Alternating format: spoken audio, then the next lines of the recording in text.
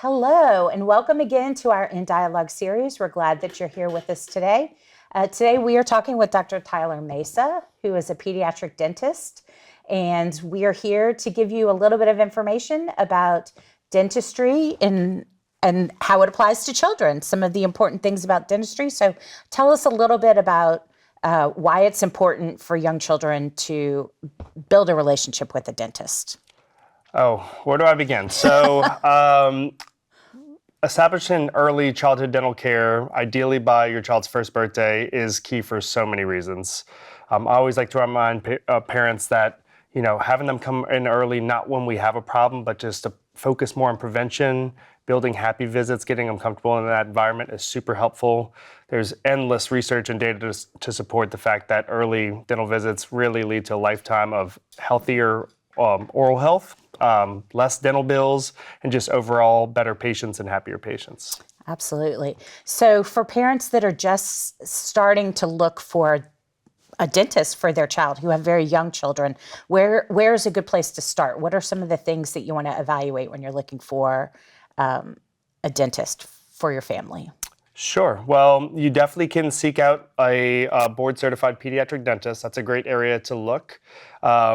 There are plenty of wonderful family dentists or general dentists that also treat children and are happy to treat them. So if you have a dentist you love that you see, just ask them. Just say, hey, is this a place that would make sense for me to bring my baby to?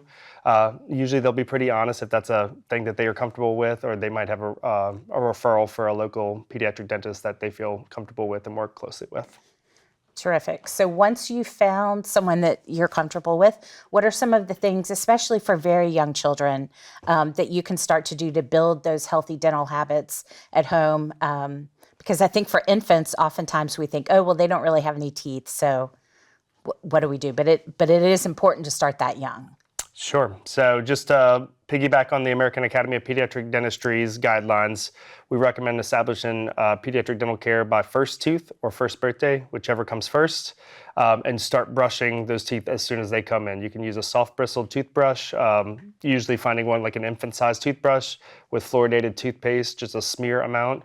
Starting that early on when that tooth first starts coming in, really gets them used to the feeling of a toothbrush in their mouth, gets the parents more comfortable with working in that area and just making it more familiar. Absolutely. So if you're starting with just a little bit, then having a fluoride toothpaste is still safe. Absolutely, yeah. Okay. Yeah. So focusing on, again, the key is a smear grain of rice amount of fluoride toothpaste. When the kids get a little older and develop that spitting reflex, usually around 3 years old, we usually bump it up to about a pea-sized amount of fluoride toothpaste. So at what point would you say, if parents are working with their children on those dental habits, at what point should they start to establish some more independence where the child is kind of responsible for their own dental, at least procedure? Not, obviously the parents will follow up with them. For sure. Probably one of the biggest misconceptions that I get in my practice. So parents think that, oh, little Timmy is 4 or 5 years old. He wants to be independent. Oftentimes a lot younger than that, 2, 3 years old. They just love brushing their own teeth. And I try to remind them that what they're doing is they're practicing. They're modeling on what they see you doing for them and what you're doing for yourself, but they're still working on those fine motor skills. Typically, it's close to about 8 years old, believe it or not, before kids have the fine motor skills to adequately brush their own teeth very well. That makes sense. Obviously, fine motor skills are an important element of that as well. So what are some of the things that you can do as a parent to help support that dental health? Foods that they should avoid, foods that might be good for their teeth? What are some ways that parents can help outside of the bathroom? Sure. Focusing on whole foods is always a good guideline just for overall health, right? So I tell parents that fresh fruit, fresh vegetables, cheese, and when they're a little older, like nuts are all great options that are very unlikely to cause any cavities. Foods that cause cavities that I often get the wide-eyed look from parents saying, oh my gosh, I had no idea. I don't need to tell you that cookies and candy and gummy bears cause cavities, but it's the starchy things. It's the goldfish, the crackers, kids that are eating a lot of potato chips that are just kind of getting stuck in the grooves of their teeth and lingering all day long. We get a ton of goldfish cavities around my practice. Ah, okay, which that's one of the typical things that we serve as early childhood practitioners as well. So I'm glad to know that, because obviously we will spread that information to our colleagues. But as children begin to age and they start to be involved in some other activities, I know that there are some specific things to kind of watch out for in terms of participation in athletics and some of those kinds of things, injury prevention, some of those other things. Yeah, you have some really good questions. Of course, sports are a big thing where we get a lot of, in pediatric dentistry, we get a lot of trauma calls, right? Kids that accidentally slip and fall, that caught a ball or an arm or a knee to the face. Definitely you can lean on your pediatric dentist to kind of help guide you through what is an emergency, what best way to manage an oral injury. Believe it or not, it's not hockey, it's not football that we see the most oral injuries in. It's the sports where kids are typically not wearing mouth guards and catching an unanticipated hit to the mouth, such as baseball, basketball, volleyball. Cross country, if you're tripping over Of course, hazards yes. on the course. Yeah, so wearing a mouth guard is always a good idea. Great.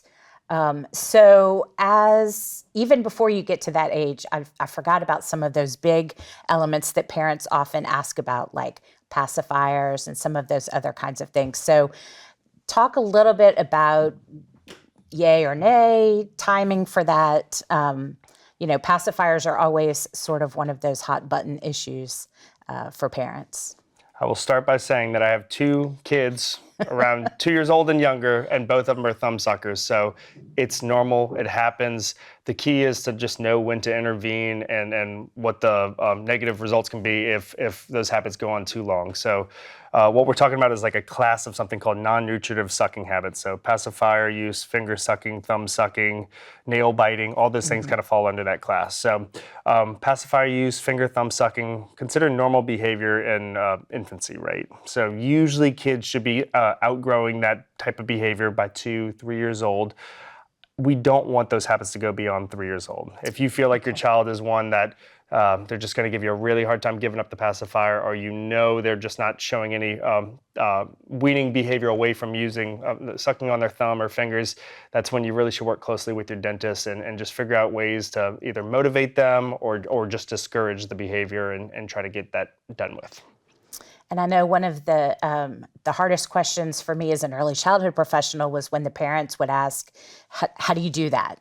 And so do you have any recommendations for either a process for weaning them from the pacifier, or I'm of the opinion that cold turkey is not the best way to do it, just because from an emotional element, that's difficult for kids. But any recommendations that you have for that?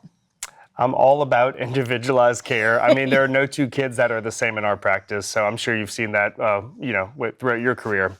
I think learning what motivates that individual, learning what things that they're really attached to. So for my son, for instance, it's the blanket. He sees the blanket, it's like thumb goes in. So, we're starting to work with him to say, all right, we're going to try to keep the blanket more in the bedroom, so that now we're just limiting that thumb sucking behavior to that time.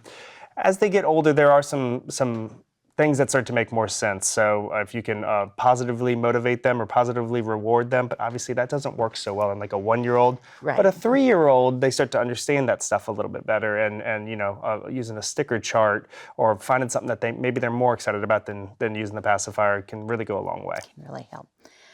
What about children who may have some more additional intervention needs in terms of not only dental care, but just general care in medical and dental care for those children that may not necessarily have a typical developmental process? For sure. So going to give you kind of a roundabout answer to that. Yes. So I got into pediatric dentistry. I have an older sibling who is autistic and epileptic. My parents are loosely in the dental field. They're dental lab technicians, so they're the ones behind the scenes making the crowns and the bridges. And I was always fascinated by special needs healthcare.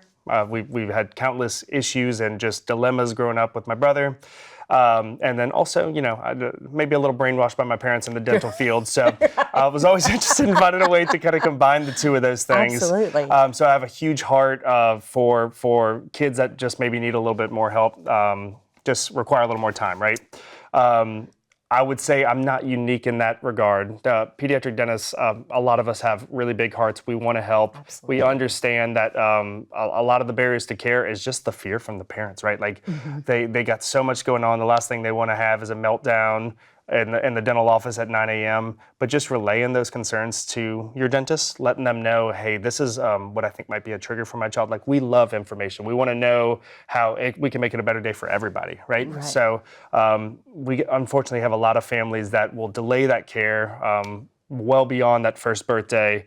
And unfortunately leads to their first visit. They come in and all of a sudden now we got a lot of issues rather than maybe taking a more creative approach and a preventive approach that we could have targeted if they came in before issues arose. Sure.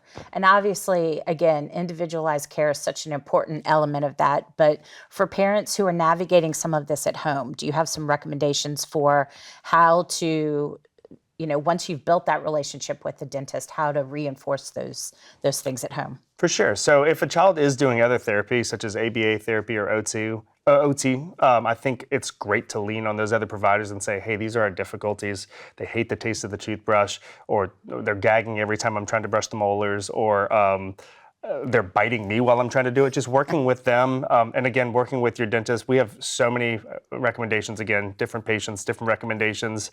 One thing that I think parents forget a lot about, YouTube is an awesome resource. There's so much good video modeling out there just to show what, maybe a happy child getting their teeth brushed, or a certain song that we can kind of learn and sing at home to give us like a start and end point. And child knows that we sing the song and the whole time we're singing, right. We're brushing, and then when the song's over, we're done, But I love that one. I think a lot of parents forget about that being a helpful resource. Such an easy thing to do as well. What about some of the other intervention tools that are often a part of care for special needs children? Often you might have teethers or chewy kind of toys. Do those have an effect on, how do those play into dental care? Because I know that's a different type of tool than a pacifier, for example. Yeah, it's a really good question. So really depending on, what the tool is, what it's made out of, obviously something too hard could damage the teeth, could cause the teeth to shift. Really what we kind of look back on is frequency of how long they're doing it, how intense they're using it, and then also like what kind of force they're putting on the teeth. My brother was a huge, what we call a bruxer or a grinder. Like, he would just beat his teeth that you could hear it from 3 doors away. Oh, gosh. And like, it's just something we kind of had to work with, and we still kind of deal with it with a little bit, with them. So some of this stuff isn't ideal, but just trying to figure out how to minimize damage, set expectations, and of course, if we can find a better way to help them cope with that stress they're feeling, or, there's always some other options. Sure. So just in general, what are some of the red flags for special needs children, but as well as typically developing children? What are some of the red flags that parents can watch for to make sure that they're sharing those things with their dentist? I know we've talked a little bit about some of the physical elements of the mouth, but just, drooling and some of those other things. What are those things that parents need to watch for?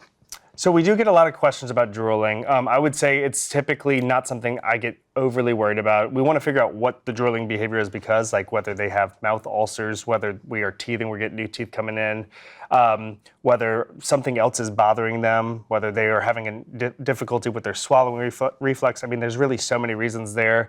I think just having that open dialogue, open communication with your dentist about, hey, like, we are just really struggling to figure out how to brush this area of his teeth, or like, how the heck am I supposed to get in here and floss his teeth? Right. Like when I'm worried he's going to bite my fingers. Like, obviously we do this day in and day out. We can teach you methodology, ways to kind of go about it.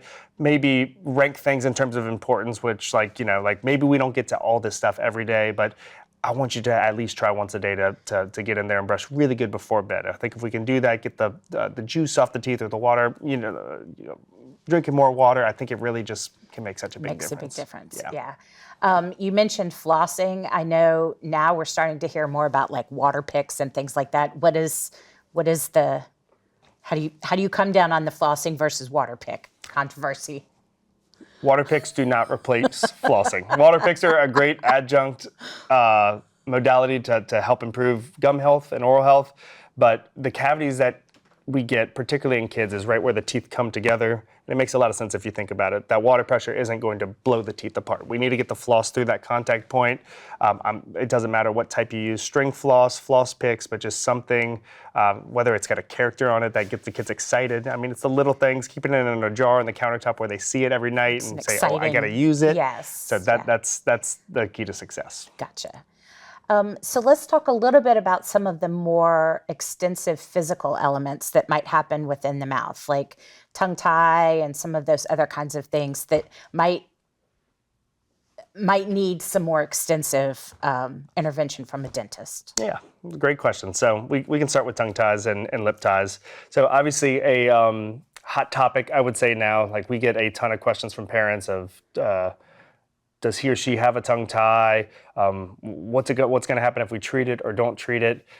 Really, I mean, if you have a concern like that, it is best to bring it up with a professional, whether that's your pediatrician, your pediatric dentist, speech therapist, and making sure that individual is comfortable answering those questions. I'll be honest with you, this is not something that we learn in depth in dental school. It's not something I learned in depth in residency. This was a lot of self-learning, continuing education, where I wanted to understand the impacts of tethered oral tissues or tongue ties, lip ties a little bit better, and when to treat and when not to treat. So, difficulty with infant feeding is a huge thing to consider. So it's not always because of a tongue tie or lip tie, but if your baby is having a hard time breastfeeding or bottle feeding, really colicky, like definitely that's something to bring up with your pediatric dentist. I know we said by first birthday, but that's more on the tooth-related health side of things. If your baby's 5 days old, 10 days old, and you're worried about a tongue tie or lip tie and you just feel like something might just not be right, you can talk to your pediatrician or for sure call your local pediatric dentist. Gotcha. Well, clearly it's such a huge part of the overall medical health of a child.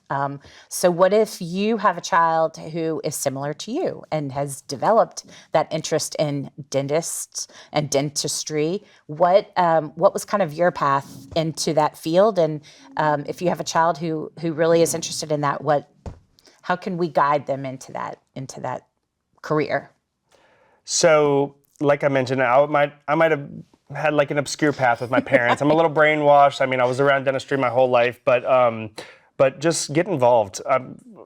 People told me when I was younger, just reach out to your pediatric dentist, reach out to a dentist, go shadow them. Like our doors are always open. We have high school students coming in all the time that just want to shadow, spend a day. I have other general dentists that just want to learn more about pediatric dentistry. Our doors are always open. So if you have an itch to learn about this stuff, you can reach out to me, my office, reach out to the dental school or any other local dentist.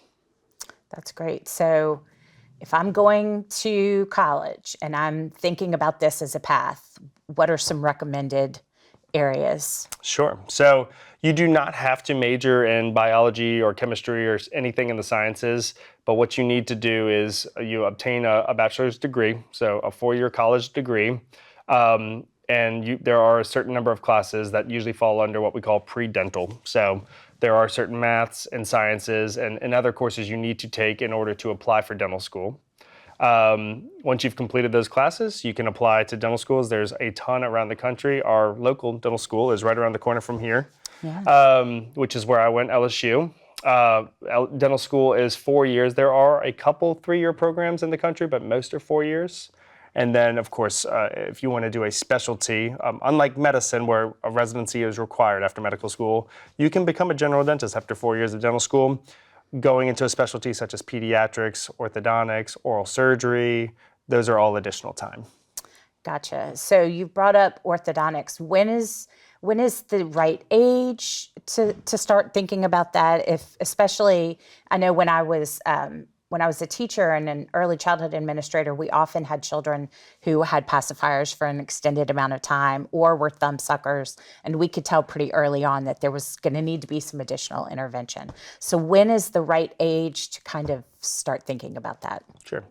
The American Academy of Orthodontics always recommends by 8 years old. So if there's early dental alignment issues, skeletal issues, getting in for an initial evaluation, roughly around 8 years old is appropriate. Gotcha. And are there some issues that present themselves when children are young that aren't really things that need to be addressed until their permanent teeth arrive? I would say a lot of things. So monitoring growth and development is a key part of pediatric dentistry. So sometimes it's the child behaviorally isn't ready. Sometimes it makes more sense for countless reasons to wait or delay the care as long as it's not going to make a situation worse. I would say a big one that we get that is just a misconception. So you just jogged my brain a little bit there is when kids present, young kids, with generalized spacing. That is a good thing. We like to see that. The permanent teeth are a lot bigger than baby teeth. We worry a lot more that if we see a child with that perfect pearly white smile where everything is touching, everything's aligned, if I see that, I tell the parents, start saving for braces because we're going to have crowding. Be prepared. Gotcha. Well, just in terms of overall health, give us sort of an idea about visiting the dentist twice a year. Is that usually the recommended? Give us a sense of how dental health fits into the general health plan of a child. Absolutely. To make it simple, twice a year is what is appropriate for most people. There are some patients that might come to the dentist more than twice a year if they have other significant health issues or significant dental issues. Everybody is starting to understand a little bit more how the oral health is really tying into the overall systemic health. So it is super crucial. Dental disease, dental pain is one of the leading causes of kids missing school. I mean, there's just so many reasons to keep up with your oral health. And again, the best way to do that is establishing that early childhood dental care. Terrific. Well, is there anything else that we have not covered that's important to make sure that parents are aware of? I think this was great. Hopefully we answered a lot of questions. Again, my door is always open. My phones are always open if anybody ever has any questions. If there's any interested minds out there that want to learn more about pediatric dentists or want to see what a day in the life of a pediatric dentist looks like, again, give us a call. We'd be happy to show you around. Terrific. And if you have any additional questions that you think of after you have seen this, please feel free to reach out to us or to Dr. Mesa, and we'll make sure that we put his website information up at the end. But we thank you so much for joining us today and for y'all for watching. And we hope that we will see you in January. Awesome. Thank you. Thank you.